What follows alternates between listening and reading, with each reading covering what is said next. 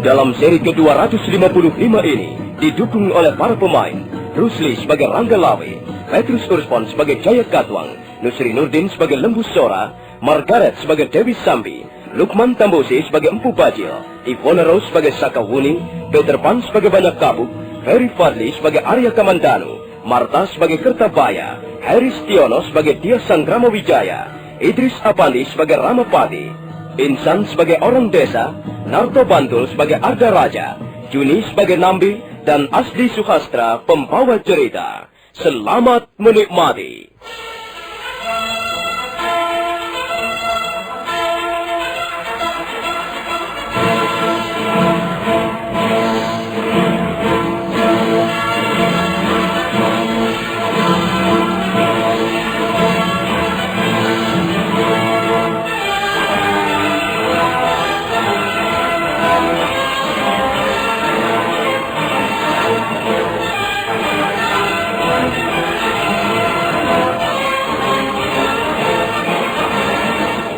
Demikianlah, hari itu, tanggal 20 bulan Caitra tahun 1293, badai telah mengamuk di atas kota Kediri atau kota Panjalu, atau biasa juga disebut kota Daha. Prajurit-prajurit Majapahit yang bergabung dengan tentara Tartar dapat melumpuhkan pertahanan prajurit-prajurit Kediri. Setelah lepas tengah hari, maka pertempuran segera menjadi reda. Prajurit-prajurit Kediri banyak yang terbunuh. Sisanya menjadi tawanan atau lari tunggang langgang. Patih Kebemundaran juga sudah terbunuh di tangan Lembu Sora. Sementara Rangga Lawe dapat melukai Empu Renteng dengan keris megalamatnya. Panglima Ike Mese, Panglima Kausing, dan Panglima Sipi terus memimpin pasukannya untuk mengadakan pembersihan di dalam kota Kediri.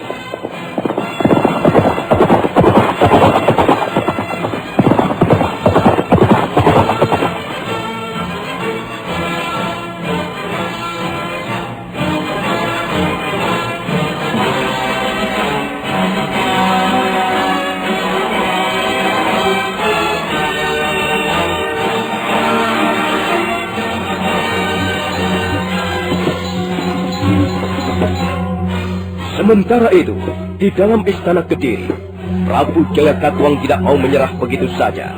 Dengan tombaknya yang bernama Sarpasena, beliau terus mengadakan perlawanan. Bahkan Raja Kediri tersebut dapat membunuh beberapa orang prajurit Majapahit. Rangga Lawe menjadi naik pitam. Bekas pendekar Tuban yang akhirnya dapat menjabat menjadi Senopati Agung Kerajaan Singasari itu, kemudian mencabut kerisnya. Prabu Jaya Katwang segera menghentikan perlawanannya dan mundur beberapa langkah begitu melihat Rangga Lawe menggenggam keris. Maaf Gusti Prabu. Kalau Gusti Prabu tetap melawan, maka kami terpaksa harus menggunakan jalan yang paling mudah. Barangkali kami terpaksa membunuh Gusti Prabu Jaya Katwang. Rangga Lawe, aku pun seorang pendekar. Aku adalah Raja Pendekar. Aku dapat menjadi raja di Kediri ini juga berkat pertempuranku melawan Prabu Kertanegara. Aku bukanlah orang yang suka bermalas-malasan. Aku pun mampu bertarung sampai titik darah penghabisan. Kalau begitu maaf Gusti Prabu. Kami semua hanya sekedar menjalankan perintah.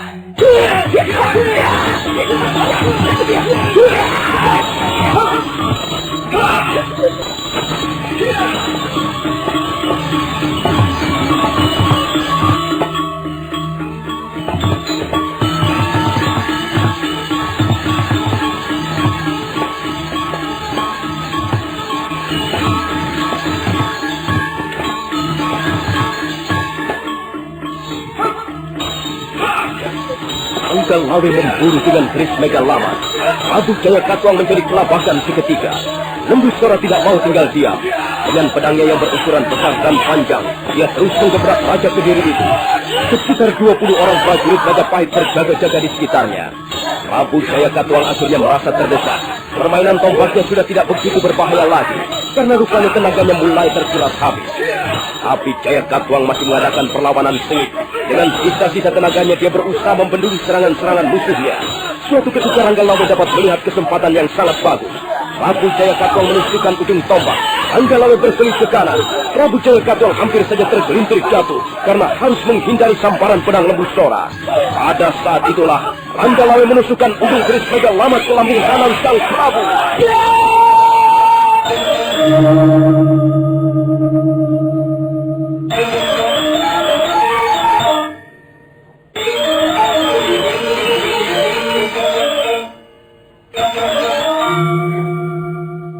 Jayakatwang terperangah, matanya mendelik. Raja Kediri itu menjadi terhuyung-huyung sesaat lamanya. Lembu Sora memberikan isyarat.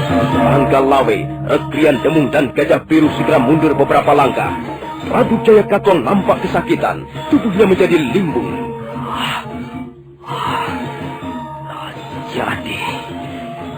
Jadi aku telah dikalahkan.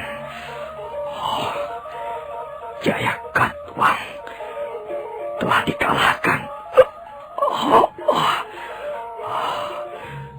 Dinda Nararya Turukbali.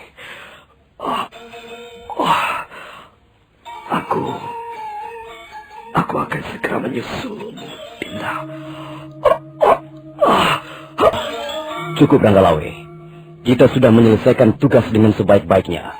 Benar, Paman Lembu Sora. Sekarang apa yang akan kita lakukan, Paman? Kita bergabung saja dengan pasukan Tartar yang mengadakan pembersihan di dalam kota Kediri, sambil kita menunggu kehadiran Gusti Sanggramawijaya.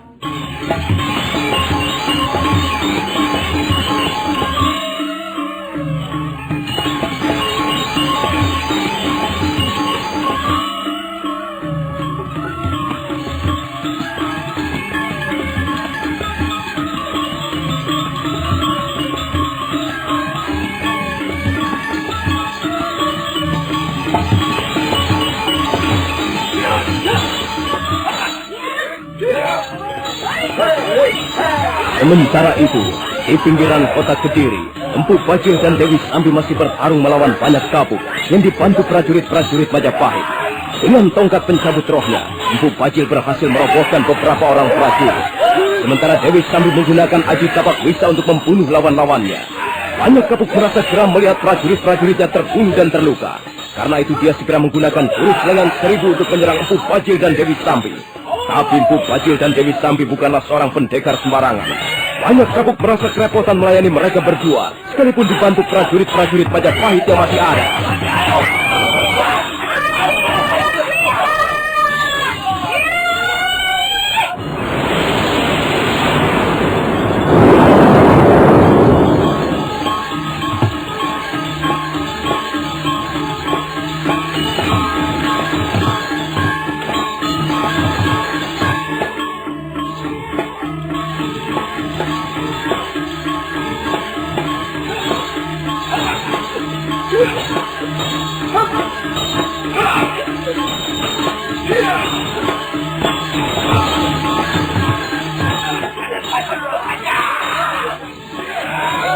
Banyak kabuk tinggal dibantu 11 orang prajurit Majapahit yang masih tersisa.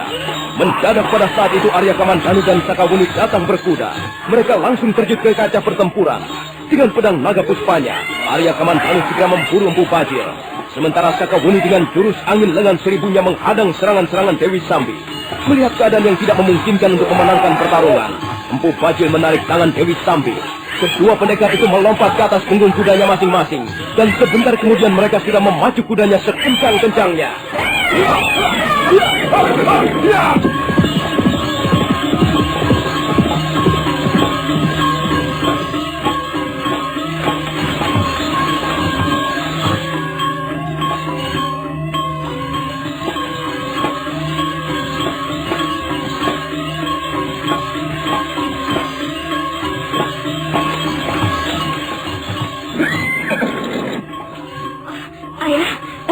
Ayah tidak apa-apa.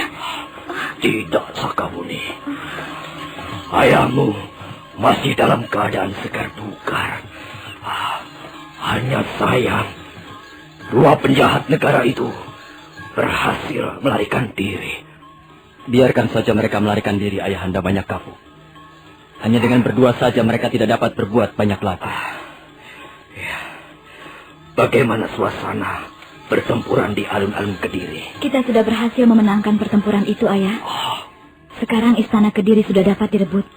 Pasukan Tartar sedang mengadakan pembersihan di dalam kota Kediri. Iya. Bagaimana dengan Gusti Sanggramawijaya? Gusti Sangrama Wijaya mengejar Arda Raja yang melarikan diri, Ayah. Entahlah, apakah sekarang sudah kembali atau belum? Kalau begitu, mari kita segera kembali ke Istana Kediri. Kita bantu pasukan Tartar mengadakan pembersihan. Banyak kapuk segera melompat ke arah punggung kudanya. Demikian juga Arya Kamandanu dan Sakawuni, yang kemudian diikuti prajurit-prajurit Majapahit yang masih tersisa. Mereka pun segera berkuda menuju Istana Singasari.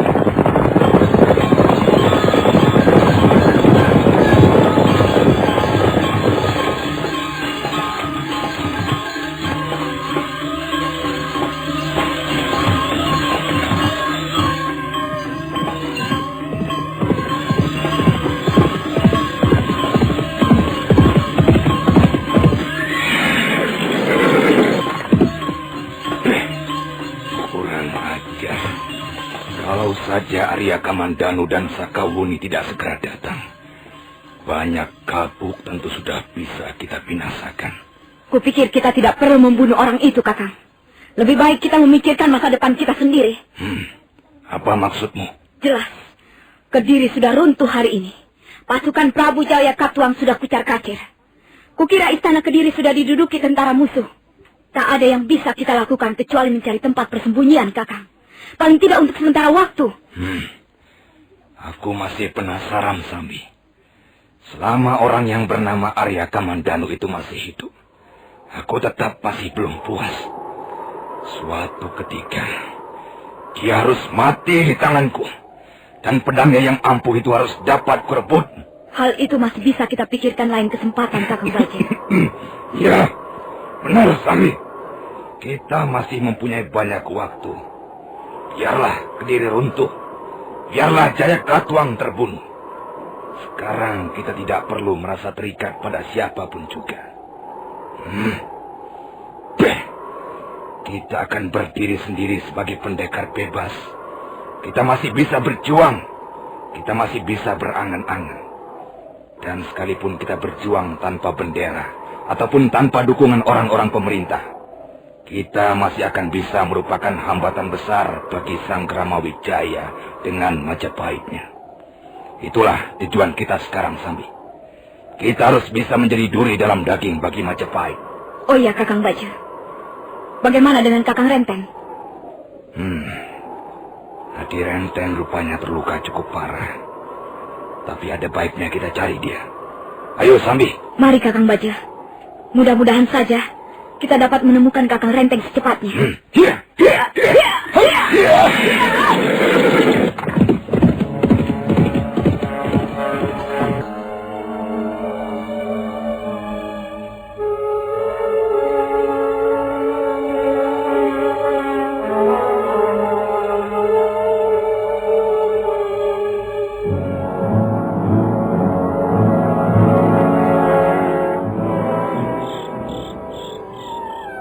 Malam itu, desa Canggo diliputi kelengangan yang mencekam.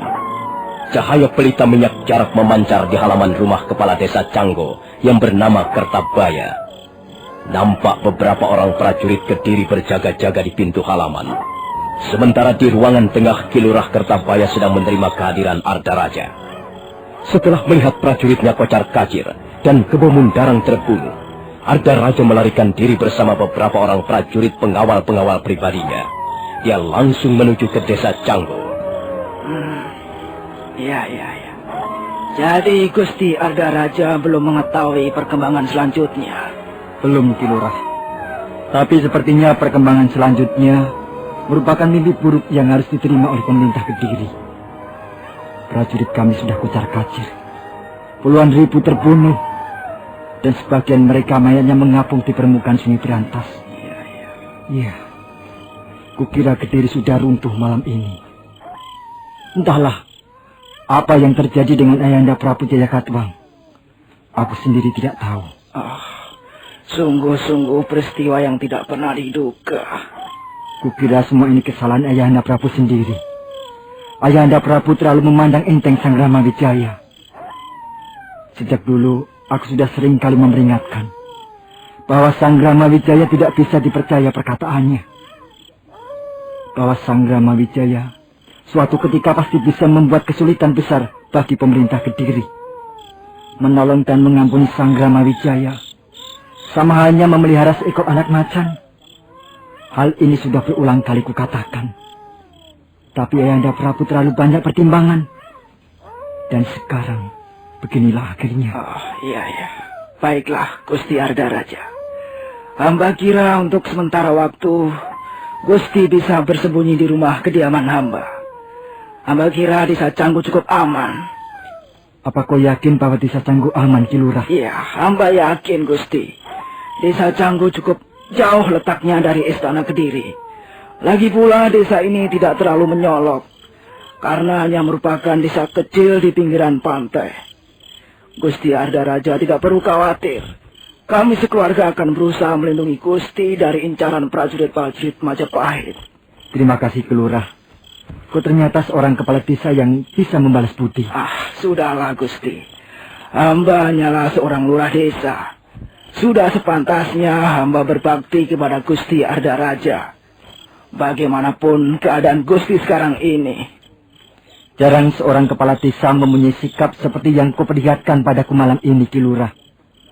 Kebanyakan mereka hanya mau enaknya saja. Mereka suka menjilat padaku. Mereka meminta bantuan ini, bantuan itu padaku. Mereka seperti anjing-anjing penurut. Mereka tidak pernah mempunyai pendirian yang tegas. Mereka hanya bisa bilang, ya Gusti, daulat Gusti Arda Raja. Mereka tidak pernah berani berkata tidak di depanku. Tapi apa yang kemudian mereka lakukan? Setelah melihat diriku jatuh terkelungkup seperti ini, ternyata mereka hanyalah sekumpulan tikus-tikus cecuruk. Mereka tidak pernah berani ambil bagian dalam kesulitan-kesulitanku. Tapi sikap dan pendirianmu ternyata lain, Ki Lurah.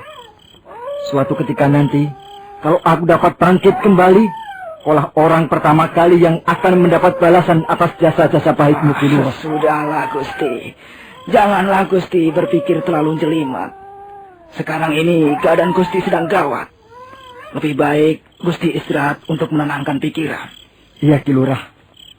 Aku juga merasa lelah sekali. Aku ingin istirahat. Aku ingin tidur sebentar, Ki Lurah.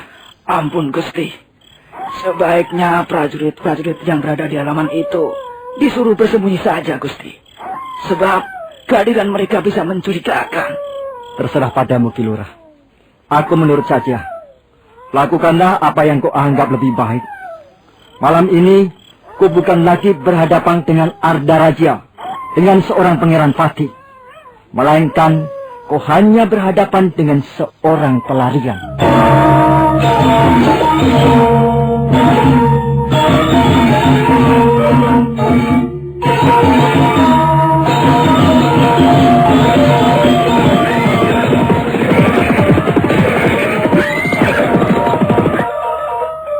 Daerah apa ini namanya, Paman Ramapati? Ampun, Gusti.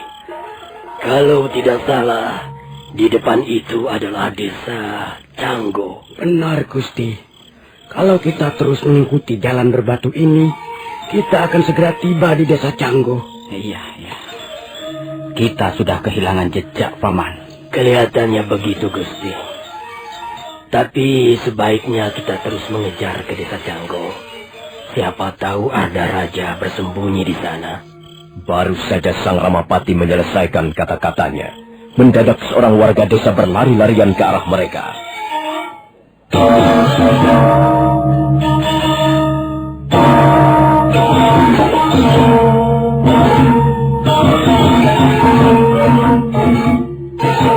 Ampun, Gusti. Ampun, beribu ampun. Apakah Gusti adalah prajurit-prajurit dari Majapahit? Benar, Bapak Tua. Ketahuilah, yang duduk di atas kuda itu, yang berada di tengah-tengah kami inilah, adalah Gusti Sang Ramawijaya, kepala pedukuhan Majapahit. Ampun, Gusti. Hamba tidak tahu. Ampun. Apakah Gusti bermaksud mencari prajurit-prajurit Kediri yang melarikan diri? Ya. Apakah kau melihat mereka, Pak Tua? Hamba melihatnya, Gusti. Kalau tidak salah, mereka bersembunyi di rumah kediaman kepala desa Canggu.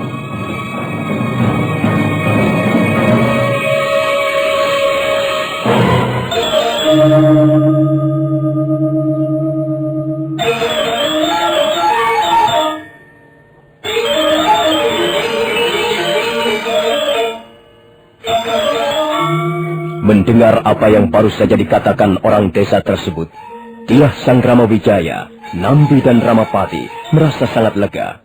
Kemudian mereka meneruskan perjalanan ke desa Canggu saat itu juga.